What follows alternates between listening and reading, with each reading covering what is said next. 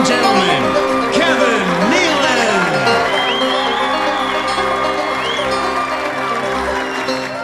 Kevin Nealon is an iconic comedian who is based in Los Angeles, California. Known for being a long-standing cast member on Saturday Night Live between 1986 and 1995, where he also served as one of the most notable Weekend Update anchors, Nealon is also celebrated for playing Doug Wilson on the acclaimed sitcom Weeds. He's also an author who began his career as a stand-up comedian, and he currently self-produces a wonderfully revealing and funny YouTube series called Hiking with Kevin, which features guests like Conan O'Brien, Helen Hunt, and Adam Sandler, among many others, sweating and talking with Kevin on these beautiful trails.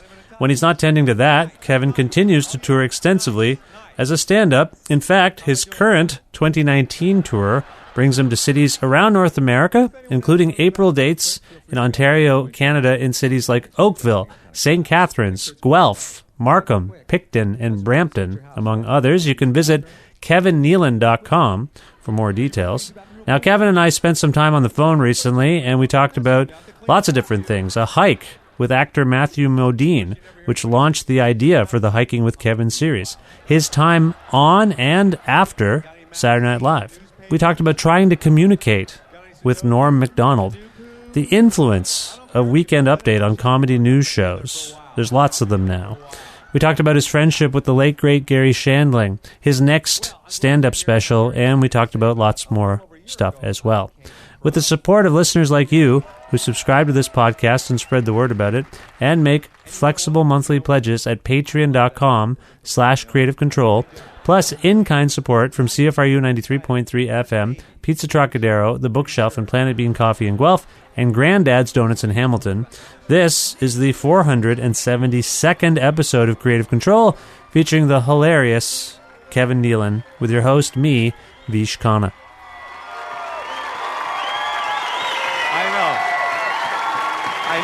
I know. Believe me, I get it. I know.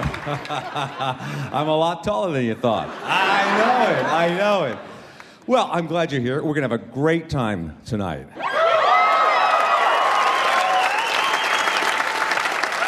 Not here. We'll go somewhere else. I found a great Mexican restaurant not too far from here. Very classy place. Good bar. Good food. They make the guacamole right by the table. They show you how fresh it is. We make it fresh right by the table. We make it fresh. Kind of an Italian Mexican place, but nice. It's nice. Oh, yeah. Nice. How am I doing on time? Hi, Kevin. How's it going? Good. How you doing, Dave? I'm well. I'm very well. It's nice to get to speak with you. I'm a huge fan. I often begin my conversations with people who are on the phone or what have you by asking them where in the world they are. Where in the world are you today, Kevin? Well, I just got back from Florida yesterday, and today I'm in Los Angeles at home. Excellent. How are things at home? Things are great. I'm always happy to get home. I have all my stuff here. I got my instruments. I have my little cameras and all my fun stuff with my family. I almost forgot my family. Yes, your instruments and your family. That's an interesting sequence. Yeah, my family's part of the fun stuff, yeah. Now, I have been binge-watching your show, Hiking with Kevin. It's a remarkable show, and I wonder if you can talk about the origin of this particular show. It's a really cool idea. Thank you. I'm glad you like it. Well, it was very organic the way it came up. I'm not like a big hiker where I have the water camelback strapped over my thing and all that. I just like to walk. I like to go up the canyons around my house in the Los Angeles area. And I called a friend of mine, Matthew Modine. He's an actor. He's from Stranger Things. He did the movie Full Metal Jacket. He's a great actor. I said, "No, you want to go for a hike?" He goes, "Sure." So we're hiking up this canyon near my house. It's kind of a steep incline, and after about an hour, we're both kind of out of breath, but we're still talking. But there's a lot of empty. You're trying to catch your breath and you're talking, so there's a lot of empty spaces in between the words. So I thought that would be a funny kind of a funny clip if I videotaped us, just talking, maybe me interviewing him. Where it's like, so when you got an agent, and he has and he would answer in the same way, So I did that, and it was really funny. But then on the way down at the backside of the trail, I asked him some more serious questions. I said, "Did you ever turn down anything you regretted?" And he rolled his eyes. He goes, "Oh man, after Full Metal Jacket, it was a big hit. I was a little too picky. I turned down the Tom Cruise role in Top Gun. I turned down the Michael J. Fox role in Back to the Future, Charlie Sheen in The Wall Street, and Tom Hanks role in Big. I said, "You idiot!" And we both laughed. And I videotaped that, and I just I started posting them on Instagram and Twitter, like just very short, like 1 minute clips. And then I remember Howard Stern was a big fan of it. He was following it, and he said, "You should do the longer interviews." So I thought that's not a bad idea because I had a lot of material, and I was just doing small segments. So I created a YouTube channel, Kevin Nealon Comedy, youtube.com/Kevin Nealon Comedy. And I started posting them on there, and I've been doing this for 2 years now. I've done almost 70 hikes. That's a lot of hiking. You seem like you're in very good shape, if I might say. It seems that way, but I get a lot of people commenting on how winded I am on these hikes. Well, we can't all be Dana Carvey. Dana Carvey, he says a resting heart rate of 45. You actually get him to do a jog. He's an avid runner, and it is remarkable to see the kind of shape people are in, I guess, for one thing. The other thing that I find fascinating about it, because there's lots of people talking to people right now. You and I are having a talk right now for a show where people talk to each other. And everyone's kind of doing it, but psychologically, when you're walking with someone and hiking with someone, I assume with the they lose their breath, but I think their guard goes down too. Do you find that? That's an interesting question. I think in a way it does because we're not having eye contact with each other, and we're outside in the open, and there's no studio audience and bright lights, and I think people feel a lot more comfortable. And I think for me at least, I'm a little more in touch with what's going on inside my head when I'm hiking. It's kind of meditative for me, where I think about a lot of things, and I do a lot of writing when I'm hiking or walking in the canyons. Right. So the show is shot in an interesting way, it seems to me, from what I can tell. How is the Hiking with Kevin show kind of filmed? Well, it's funny. A lot of my guests, when they get there, they say, "Where's the crew?" And I said, "It's just me." So I have a selfie stick. I started with a selfie stick with my iPhone at the end of it, but it was very jerky and shaky. And eventually I got a GoPro with a carbon graphite selfie stick and an external mic with a dead cat on it, they call it. That fuzzy cover that blocks the wind. Yeah. A lot of people were complaining how shaky it was and that it was windy. I would do some hikes where I'd lose most of the hike because it was so windy and you couldn't hear. So I finally got a real professional setup. It's a lot smoother now, but it still has that kind of homespun feel to it, where I'm not like, I'm not an expert on taping, and sometimes, I'm out of the frame, half of my head's out of the frame, or they're out of the frame, because there's no monitor on the GoPro. Right, of course. Sometimes the footsteps are louder than the actual dialogue, because of the pointing of the direction of the microphone. Now, you seem to be asking questions in the moment. Some of the questions are kind of just silly. Some of them are, well, they're not silly. I suppose they might deal with minutia. What do you watch on Netflix? These kinds of things. Then David Spade tells the story of how he was almost killed by someone, and it really runs the gamut. It's really in the moment. What kind of prep are you doing for your conversations with these people? Not a lot of prep. I mean, it's almost like I would just say, to a friend, let's go for a hike, and whatever kind of comes up, I talk about. But it's basically just random questions. And I tell them that I'm just ask a lot of random questions, and whatever you want to talk about, it's fine. Do you find that you ask questions, or when you're editing this, you edit this, don't you? I assume someone's editing this. I do. Okay. I edit it on iMovie. Yeah, no, it looks edited. You do the sweeps, because there's obviously. By the way, every once in a while you run into someone who's like just a person, and you sometimes will say a joke, like, "Oh, we were just talking about you." But have you had do you have to stop the show when people are like, "Oh my God, it's Helen Hunt and Kevin Nealon"? Do you ever get that? Oh, yeah, I get that a lot. Like Jack Black, he got stopped about 10 times in the beginning of our hike. Yeah. I try not to go on hikes during the weekend when there's a lot of people out there, because that can become a little, distracting.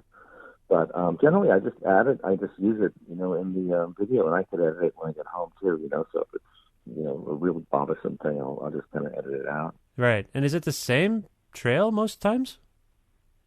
No. Oh no. I mean, I've done the same trail before. I've done it 3 or 4 times, maybe the same trail, but I've done everything from the Smoky Mountains to up in Santa Barbara to, Sundance with Donny Osmond in Las Vegas, So I mix it up a lot. Right. It's a show that can travel. Yeah, and I'll tell you some of these too. I've lived in Los Angeles for a long time, and I'm discovering trails now I never knew existed because I'm trying to find different trails to bring my guests on.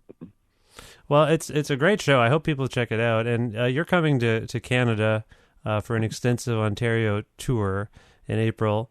And we have trails. Will you try to embark on trails, hiking? Will you meet with people from Canada for your show? Have you made a plan?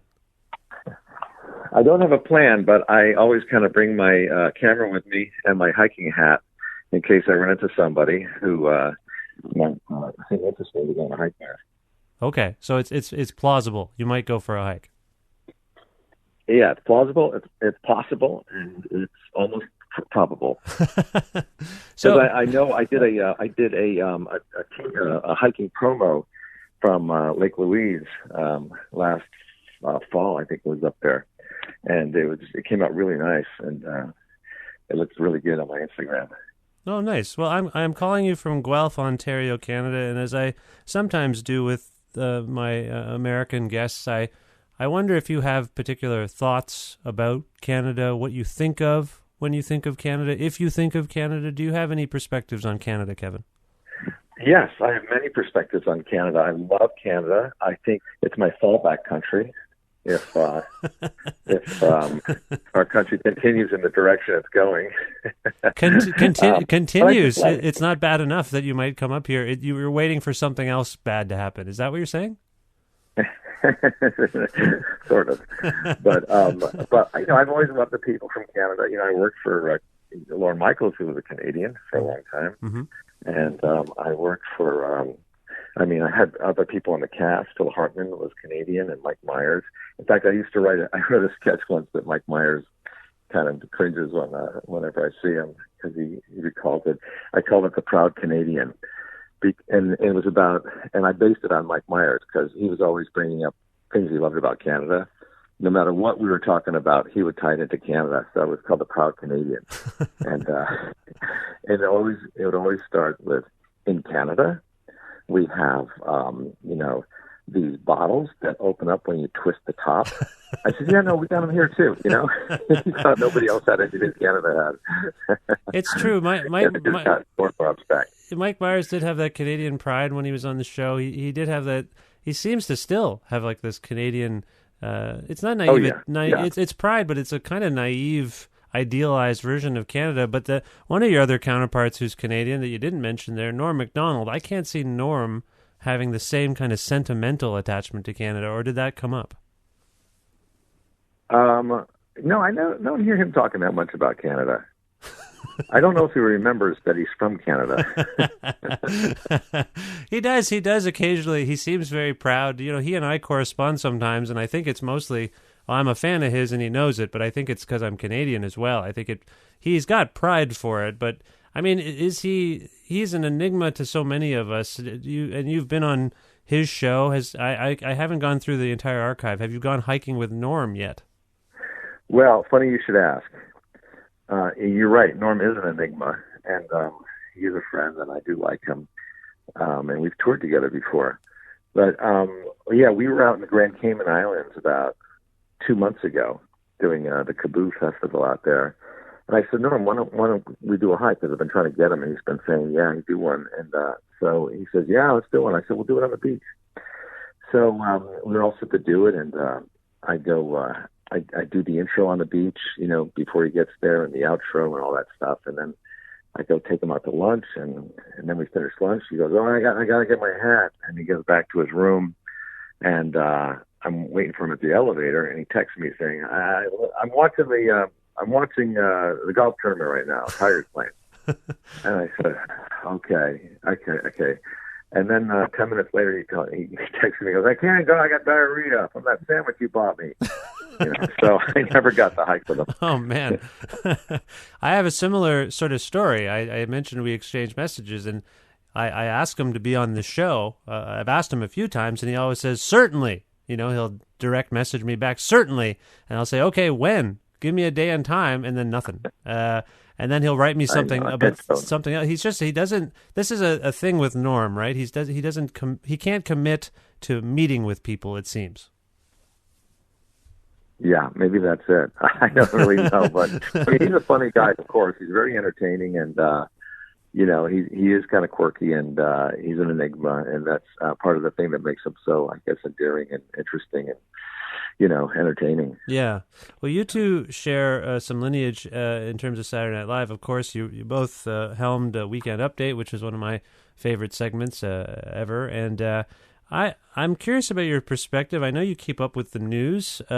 We've gone from, I think Weekend Update might have been among the first sort of satiric news things. Norm, of course, coined the phrase, "This is the fake news." And now it's launched a whole industry of people doing fake news, both in the comedic sense and I think as journalism. Do you have thoughts on this, on the impact of Weekend Update on the culture and how it's maybe ruined the world? I didn't mean to put it that way. I didn't mean to say that. But it does seem to have had this huge impact. Do you have perspectives on that? Well, I will tell you, sadly, I know for a fact that a lot of people get their news from watching Weekend Update. Mm-hmm. I mean, that's the news that they're watching. So it is kind of insane in a way. But I don't think it's really had that big of an impact on the world or this country. I think it's, people, of course, it's satire and all that. But it certainly is. It is a nice outlet to have that, to be able to make fun of all the other news that's happening in the world, whether it's fake or real. Do you see it as a precursor to The Daily Show and all the various other sort of pseudo-news shows that emerged? I think so. I mean, I'm not even sure if Weekend Update was original in its own way. I mean, I think maybe there might have been other programs that had that. Like, I don't know, some of these earlier shows on TV or Show of Shows maybe, or, Steve Allen. I'm not really positive, but maybe it was. But it certainly has spawned a lot of different shows, whether it's, The Daily Show or Talk Soup or John Oliver or any of these. Samantha Bee, there's so many of them now, it seems like. Yeah, I mean, even Seth Meyers on this show is kind of a Weekend Update format at the beginning. Yeah, the Closer Look segment in particular, yeah. So I just wonder if you see a correlation there between real news and fake news, as Norm called it, as you... And by the way, I was listening to your... I believe it is your most recent stand-up record, Whelmed, but not overly, from around 2013? Yeah. Mm-hmm. Wonderful. Very, very funny, if I might say. For what that's worth, coming over the phone line, I just thought it was great. And I think a lot of us maybe don't know you. You started in stand-up, right? Yeah, stand-up is really my forte. It's all I've really wanted to do, and it's all I was doing. And to this day, whenever there was a break in SNL or Weeds or whatever, I would do stand-up. And I have 2 stand-up specials out there now, and I've written a book. Yeah. So it's really kind of my centerpiece. Do you recall how you kind of got into stand-up? Oh, totally, yeah. I mean, I remember I loved stand-up so much when I was growing up, and I would watch a lot of TV shows with the stand-ups on it. I would highlight, the TV guide when they're going to be on, and I'd watch it. And I really loved the whole idea of the craft of it, of stand-up. And I was living in Connecticut, and I was toying with the idea of, trying out stand-up. And I went to New York to look at some of the stand-up comedy clubs when I was about 20, 21, and it just terrified me because the audiences were so brash and the comics were tough, New Yorkers and stuff. And I went home kind of discouraged, and I remember raking leaves one day and had the radio on outside listening to music, and the news came on that Freddie Prinze had killed himself. And what an impact I realized that it had on the world, and how important I realized that comedy was to the world. So in a weird sense, that kind of was an impetus for me to go out to Los Angeles, because I thought Los Angeles was a little more laid back, and the comics were more probably like pop comics, So I ventured out to Los Angeles and just started getting into it. That's fascinating that a comedian taking his own life inspired you to get into the realm, it sounds like, on some level. Well, it wasn't that he took his own life. It was just the impact that I saw that he had had on the world. It was such a big deal, that they were commenting on it, and what an impact he had on the world. Yeah. So talk about the transition from on the Dana Carvey episode of Hiking with Kevin. You mentioned that it was, or maybe it was with David Spade. I can't recall, but you mentioned Dana Carvey somewhere along the lines. You mentioned that Dana Carvey was the one who got you your audition on SNL.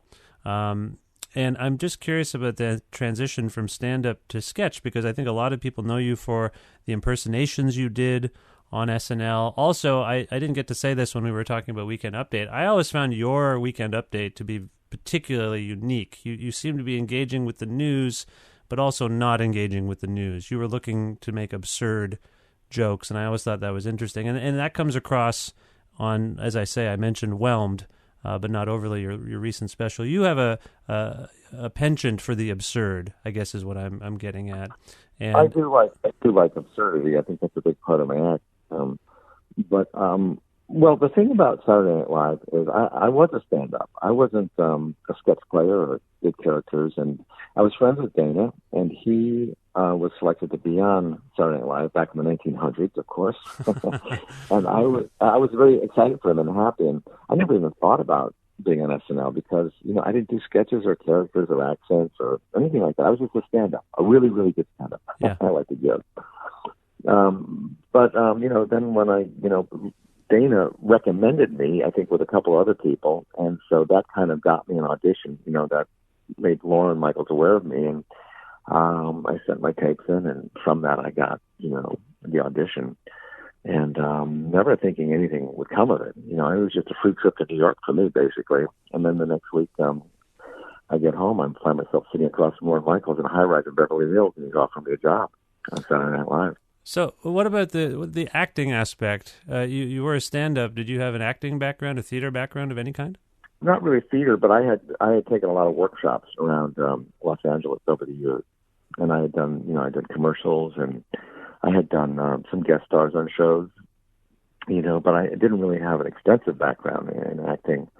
Yeah, I think SNL was really my first foray into that world. Okay. Well, people have been asking me as I get older, maybe, or as I get out there and do stuff like this more, they say, what's the key to interviewing? And I often these days say, well, it's listening, actually. It's not the questions, it's the listening. Do you have acting tips for people who are in your realm of comedy? Like you're a stand-up comedian, but you're starting to get these offers as a young comedian to get into acting. Do you have acting advice?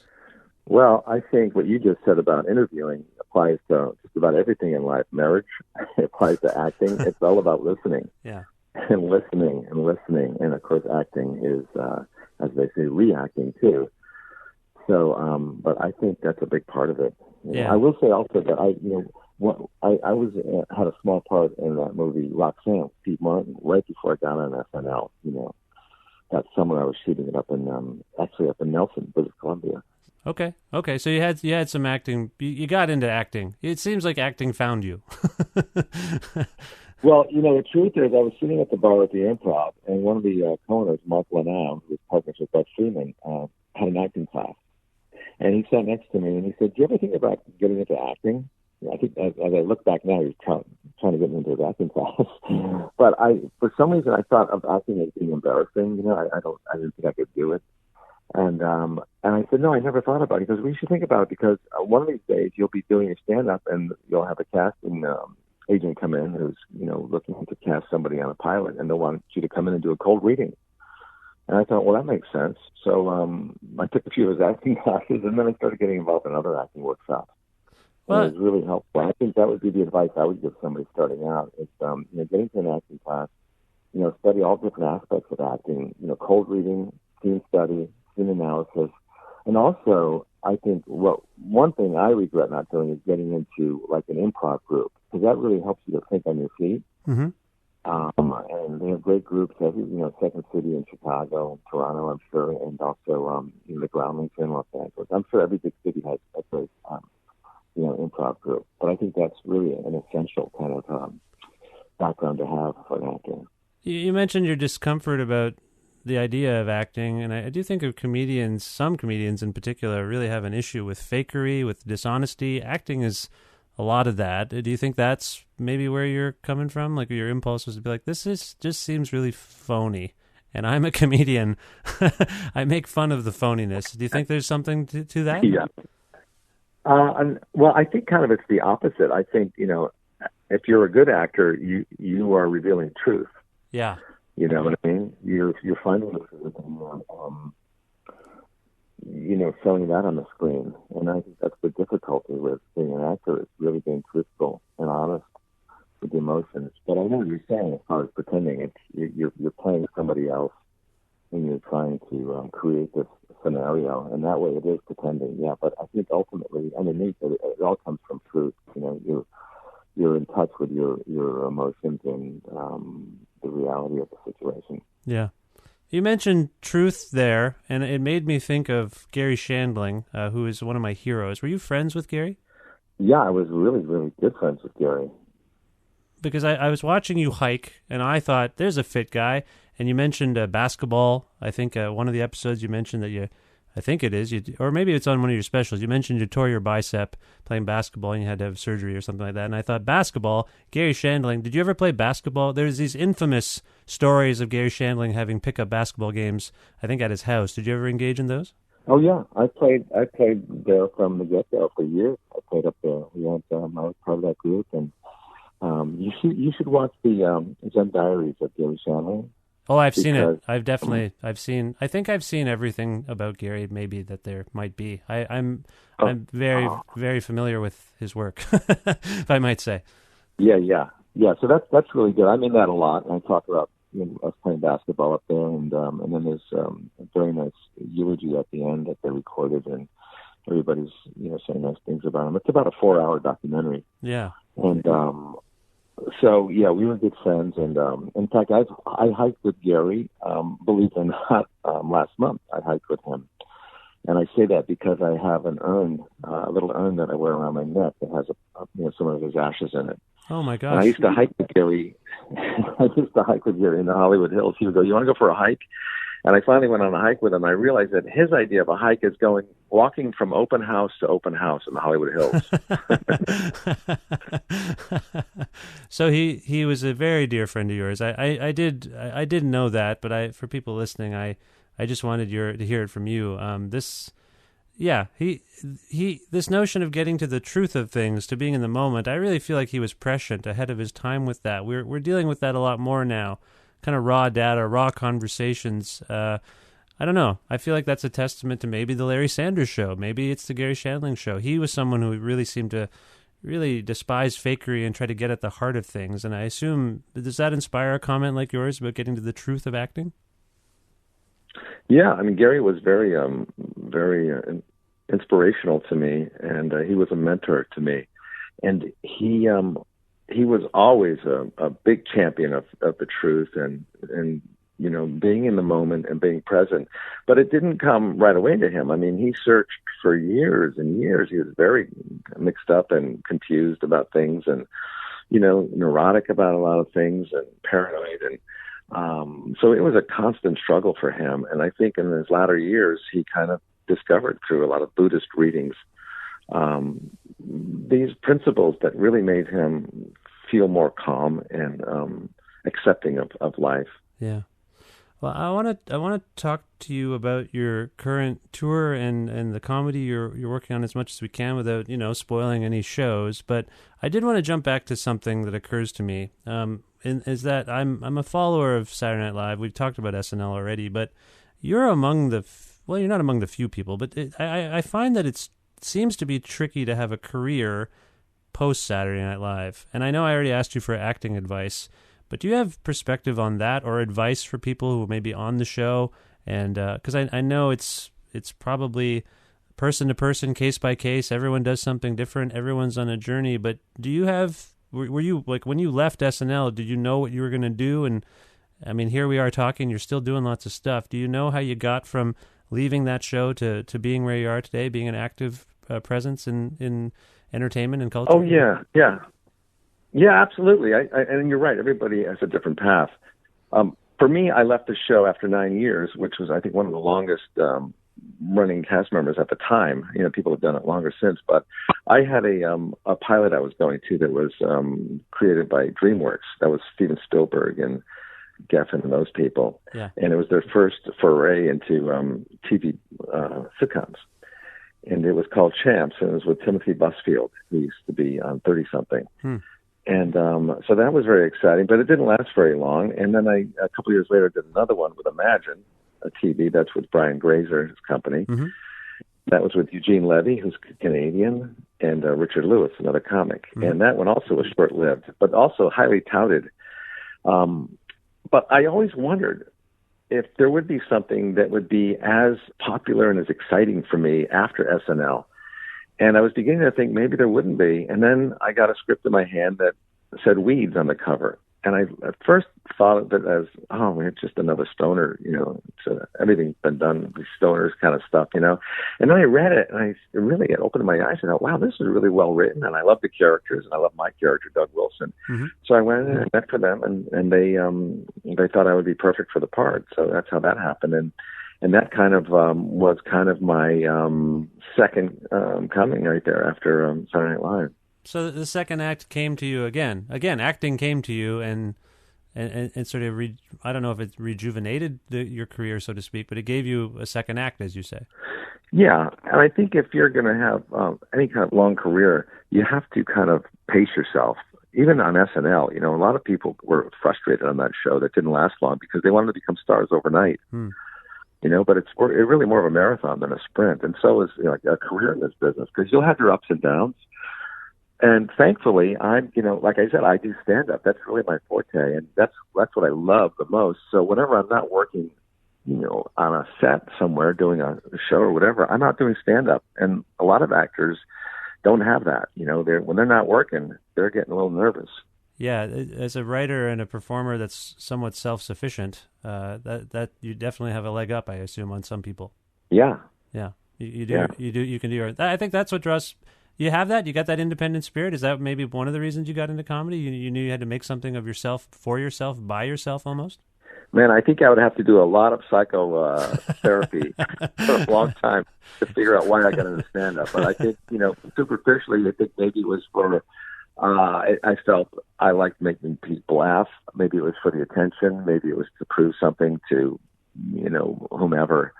But I think the bottom line is I do like the craft of it. I like making people laugh. I like being in a happy place. Although my comedy is absurd and is leaning toward becoming more and more dark, I still enjoy to laugh. Yeah, it's funny you brought up the psychotherapy thing, because Conan O'Brien kind of, when he's on Hiking with Kevin, he's kind of giving you the gears a little bit about your questioning, and you get into some very deep stuff with people, and it happens here on my show too. There's this armchair psychotherapy that's happening through all these conversations. It seems healthy and therapeutic. Do you find that you're kind of benefiting from the conversations you're having on your own show?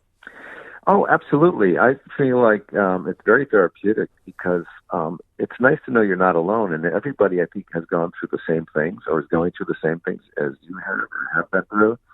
And with the Conan O'Brien hike, it was, as I watched it back, I wasn't really listening that well, and I was interrupting him a lot because I was just anxious to get on to the next question if I was bored with something or I wasn't interested in what he had to say. But I think that added to the comedy. I will tell you, my interviewing skills are getting better as I go along, I think. Yeah. As are my skills with the camera. No, it's a fantastic show. I do recommend it. Now, you have this, I looked at your website, and the tour dates are very extensive. Lots of Ontario shows here in Canada and then elsewhere as well. Are you prepping for a special? And within that, is it possible to articulate some of what you're discussing in this particular on this particular tour? And if you are heading towards a special, maybe if you see a theme emerging? Well, yes, I'm definitely preparing for another special. I mean, it's been about, 5 or 6 years, maybe 7 years since my last special. Mm-hmm. And in fact, I went back and I reviewed my 2 earlier specials to make sure I wasn't doing any of the same material, and I wasn't, of course. Yeah. So I'm definitely working on that, and hopefully I will get to that next fall. But and Canada is one of these runs that I'm doing where it's back-to-back theaters, where it'll give me an opportunity to really kind of try out different things, and, bits and ideas that I have. Okay, and so we're going to leave it at that. People got to come to the shows to figure out what you're actually talking about. I just am curious if what's going on in the culture is going to... You tend to write jokes that are a bit absurd and they're about your own life. Are you going to engage with what's happening socially, politically on some level? I assume you will, a little bit. Yeah, a little bit, but I'm not really a big political comic. I like to do things that are kind of evergreen, that don't kind of go away. It's not like a Bill Maher monologue. It's more of a relatable thing for people in their daily lives, and it is, and I do comment on, some pop culture and things like that, but it's mostly, something that is kind of like closer to me. Okay. If people want to learn more about you, Kevin, and these dates, are you able to direct us to? I mentioned your site. Do you want to? Is it your site? Where can people follow you on the internet? Yeah, they can go to my website. It's kevinnealon.com, and I have a touring schedule right there as you open it up, so they can see exactly where I'm going to be. Yeah, and also I have Instagram. Yeah, Instagram is good too, at Kevin Nealon. And my Twitter is at Kevin_Nealon. Okay. All right. We'll send people there. Is there, I hope we can go back in time a little bit to the special that I was referring to, Whelmed, but not overly.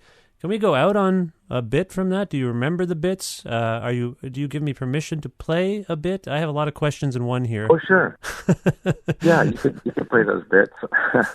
I don't remember exactly what I did in that special, but yeah, you could definitely play that. I'm a big fan of skiing the Blacks. Can we play that? Oh yeah. Do you remember? Yeah. Do you remember that one? Oh, I sure do. Yeah. Are you still an avid skier? You seem like an athletic guy. I know we've talked about the basketball, the hiking. Are you still a skier? I do. I skied with my son twice this year. We went for a couple of days each time. Went to up to Lake Tahoe and then out to Utah, to Deer Valley. Okay. It's fun. I love it. And he's loving it as much as I did when I was a kid. Nice. All right. Well, hopefully you won't probably on this trip or this leg, but I hope you get some skiing done in Canada because we do have some nice skiing up here. Oh, absolutely. I've skied up there before. I love it. I was in the Laurentian Mountains. I was in Whistler. Oh, nice. Yeah.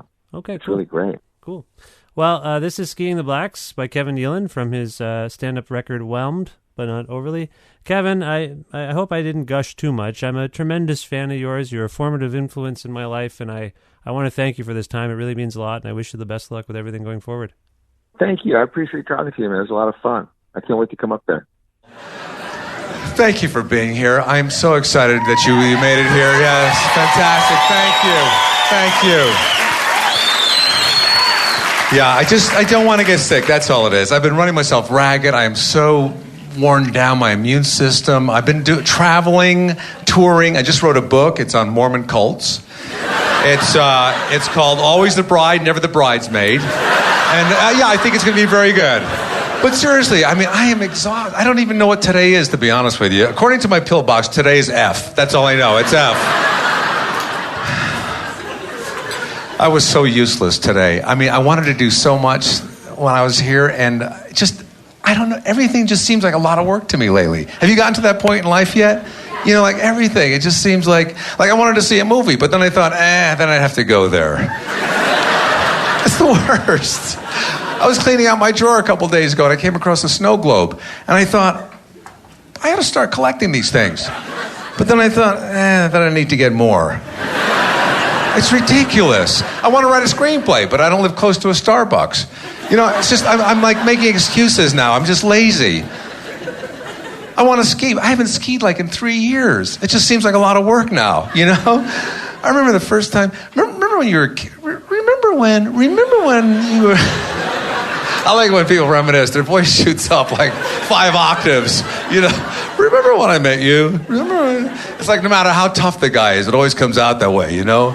I was just thinking about the time I worked in that steel mill down in Pittsburgh.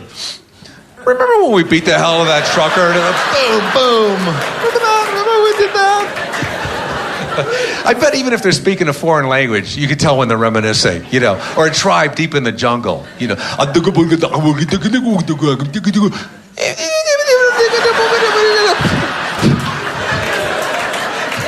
don't know if that was smoking a joint or doing a blow dart. I don't know what that was. I'm not sure. But I remember the first time I ever went skiing, I didn't know anything about it. I didn't know that they labeled the trails for difficulties, you know, like black diamonds and greens and blues. And I'm driving through the mountains here in Colorado, and I pull into this convenience store.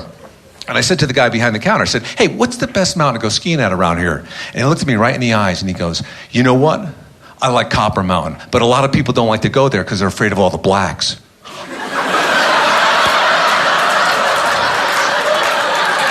I thought, oh my God, this guy's a racist. He said, but you know what? I don't mind the blacks. I have a lot of fun with them. But they will beat you up. They will beat you up. And they are all over the mountain. They're everywhere. And you know what? Some of them, not very well groomed. He said, but if you want the good white powder, that's where you got to go.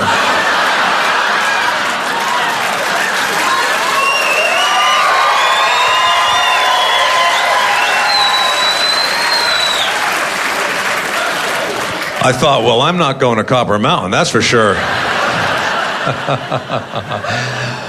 Yeah, you got to be so politically correct nowadays. You really do. I mean, I was just in, let's make it Nashville.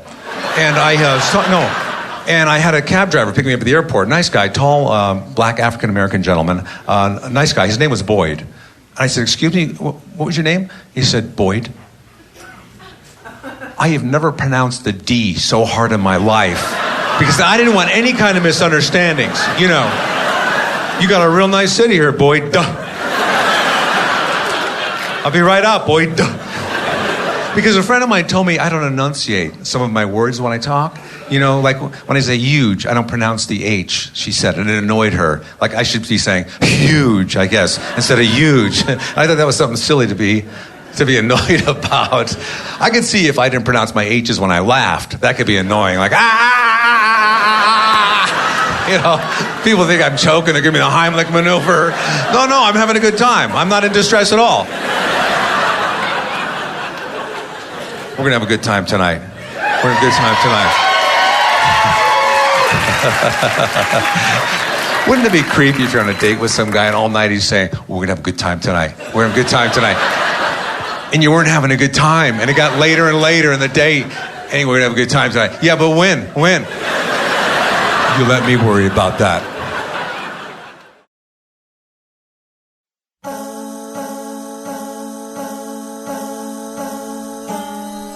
Very, very special thanks to Kevin Nealon for making time to be on this, the 472nd episode of Creative Control, which is part of the Entertainment One podcast network, and available on all iOS and Android platforms, things like Spotify, YouTube, Audio Boom. It's pretty much everywhere. But if you can't find an episode that you're looking for, that you heard about it and you can't find it on the feeds, or if you want to learn more about me and sign up for my regularly scheduled newsletter, please visit my website, vishkhanna.com, which is spelled exactly how it sounds. You can also like Creative Control on Facebook, follow the show on Twitter at Vish Creative, creative is with a K, or you can follow me directly at Vish Khanna. Khanna is also with a K. Listen to a radio show version of Creative Control on Wednesdays at noon Eastern Standard Time around the world at CFRU.ca or on an actual radio at 93.3 FM if you're in or near Guelph. Also, please visit patreon.com/Creative Control to make a flexible monthly donation to keep this podcast going. I'd like to thank Pizza Trokadero, The Bookshelf, Planet Bean Coffee, and CFRU, and also Grandad's Donuts. All of them provide in-kind support or other kinds of support for the show in their own way. Thanks also to my good pal Jim Guthrie. He lets me use one of his songs, The Rest Is Yet to Come, to end the show each week. Go to jimguthrie.org for more info about him. And thank you. Thank you very much for listening to this show and subscribing to it and telling your friends about it if you can. That would be helpful. It's just me really doing the show, and it's nice. It's nice when it resonates with people. I hope this episode resonated with you, and it prompts you, if you've never heard of the show before, to check out some of the other ones, the other episodes, because there's 472 of them. There might be something else you like. But anyway, all this to say, thank you for listening. I will talk to you very soon. Bye for now.